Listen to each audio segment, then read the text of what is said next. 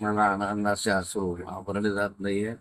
गेल्या अनेक वर्ष केलेल्या परिश्रमाचं हे फळ आहे. सर्वांच्या आशीर्वाद रक्षाताईच्या पाठीशी आहे आणि या ठिकाणी रक्षाताईंना शपथविधीसाठी बोलवलं.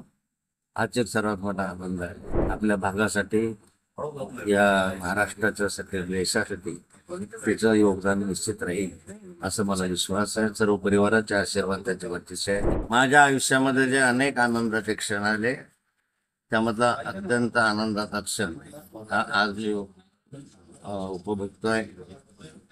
मला आनंदाचे अश्रू आवरले जात नाहीये.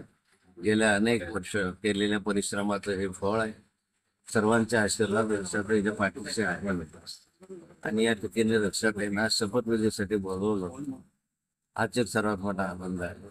आपल्या भागासाठी, या महाराष्ट्राच्या साठी, देशासाठी तिचं योगदान निश्चित राहील असं मला विश्वास आहे. सर्व परिवाराचे आशीर्वाद त्याच्या पाठीशी आहे. आमच्या मतदारांनी तिसऱ्यांदा विश्वास दाखवला आणि त्याला दिल्लीपर्यंत पोहोचवलं. त्याबद्दल मतदारांचे मी आभार मानतो आणि मी आता दिल्लीचा प्रयत्न